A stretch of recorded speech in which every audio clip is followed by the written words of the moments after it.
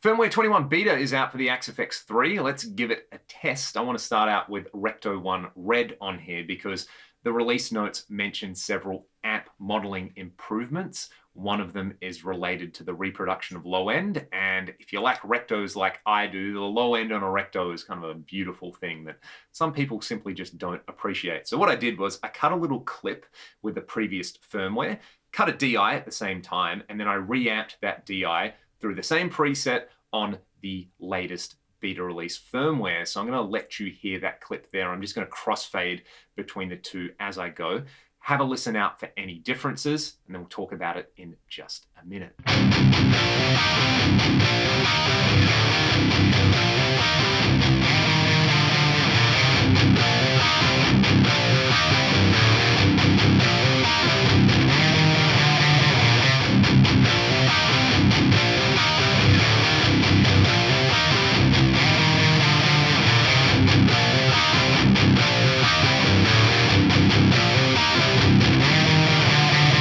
The low end is definitely tighter on there. I did a null test with those two clips and I could hear a bunch of kind of boomy low end and a little bit of sizzle and fizz in the high end as well. So some people really love that with a rectifier, and I wouldn't say that it's massively changing the character of the amp in there, but it's feeling pretty good and there is a difference in there.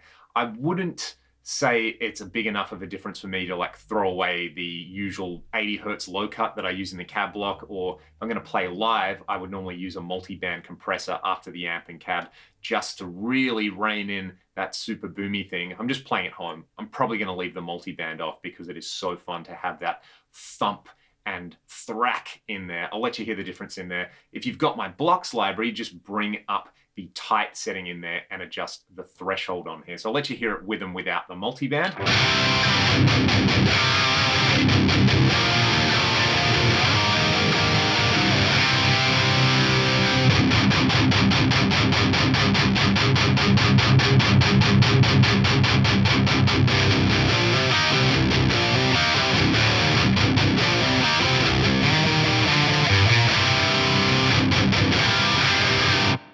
So I like that purely from like a sculpting perspective for my live tone. Like I said, if I'm just going to kind of riff around through my monitors in here with the Recto, I'm probably going to leave that off because it's super fun. Now, one thing that is super cool on this as well is playing around with the presence control on a Recto. It's something I haven't really talked about in the past, but if you want more of that just angry nu metal vibe out of the Recto, you know, bring the bass up a bit more and bring the presence control up, and it's awesome for those like drop D or drop C sus2 kind of low string chords like this.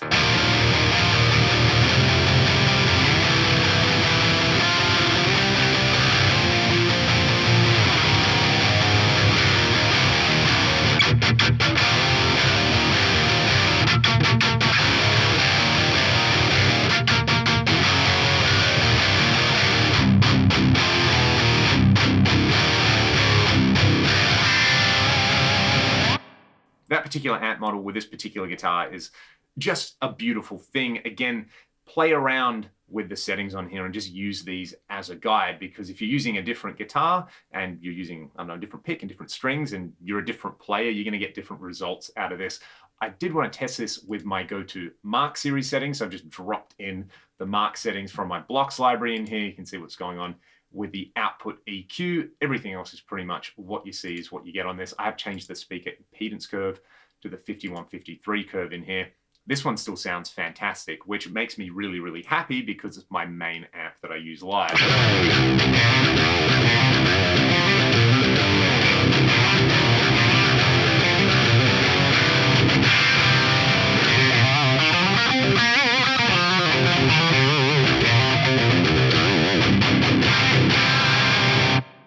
One thing that I'm hearing in there as well is that in the top end, there is this like kind of pleasant aggression in there. It's not like an ice pick annoying high end that you get out of other modeling devices. It just sounds like stuff you would get out of an amp. And I own a real Mark IV. So that makes me really, really happy in there as well. With this particular amp model as well, you know, if I was going to use this with a Strat or something, obviously I'd bring the bass and the mid-range up. But I think that's kind of old news to most people. Oh, and I have the multiband on there. So let me turn that off so you can just hear it in all its glory.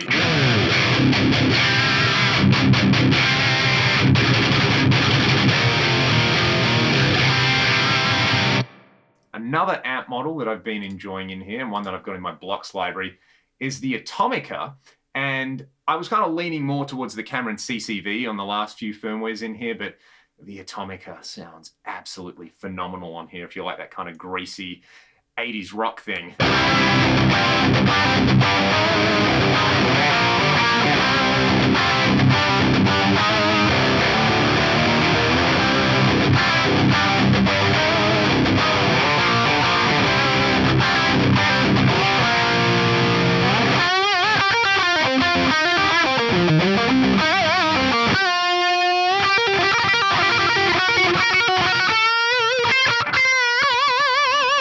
That's also the perfect segue for me to get my Les Paul out. This particular guitar and this amp model play really nicely together. We'll hear some of the jumped plexis with this guitar in just a second, but first, more Atomica.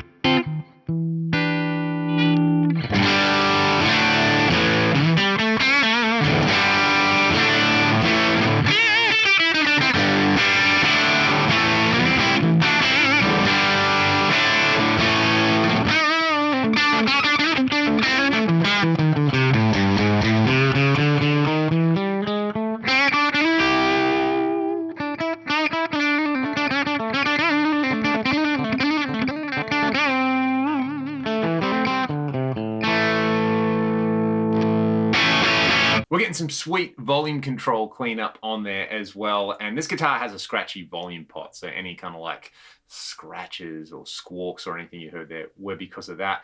The Brit JM45 jumped. I've always preferred just the unjumped version, but this sounds incredible. I'm gonna grab my Strat for this one.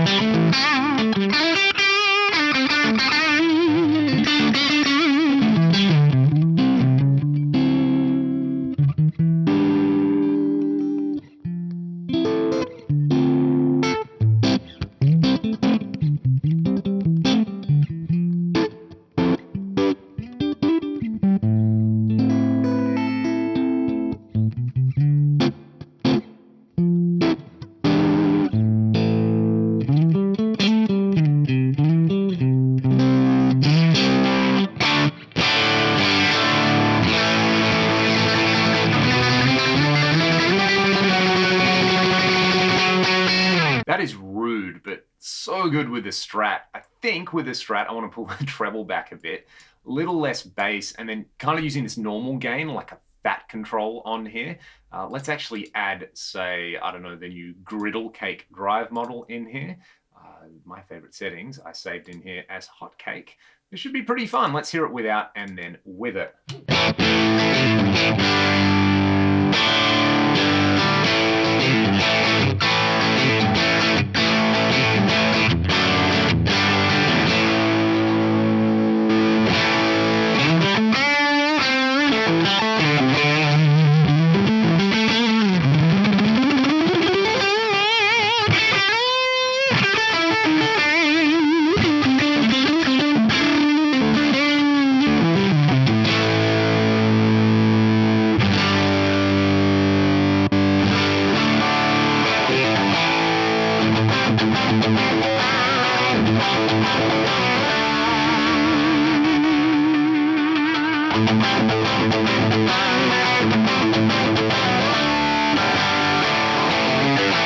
Let's try it with the fuzz face in front of it now. I've got it just set where you see it. I'm going to play around with my volume control on here. Let's go full on and then back it up.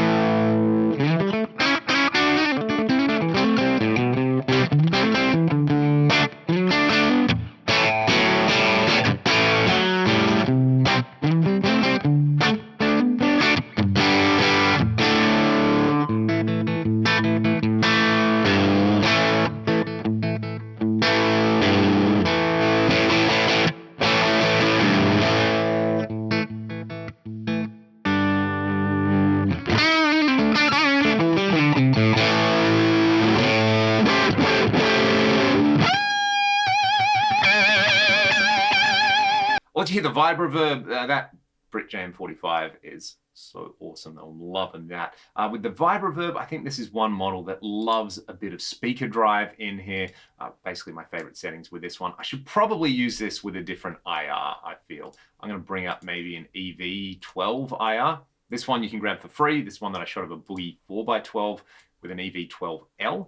This way I can pump a little bit of extra treble into it and it should like the Strat.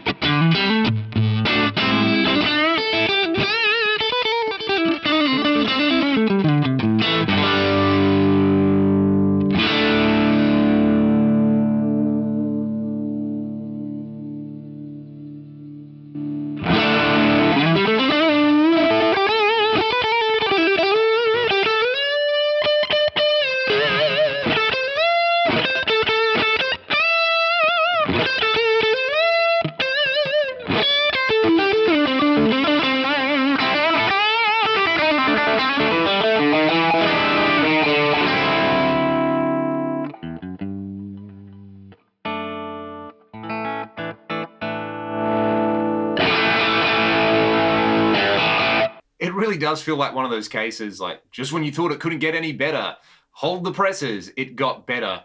But I think it got better.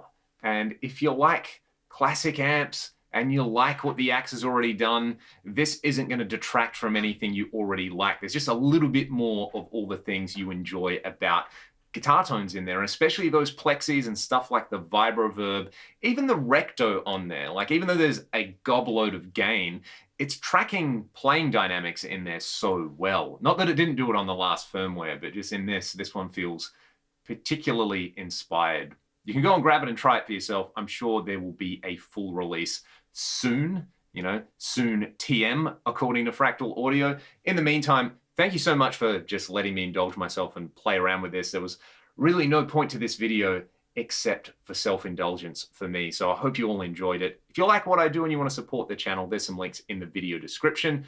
Have a great day. Make some rude guitar noises today, and I'll see you next time. Cheers.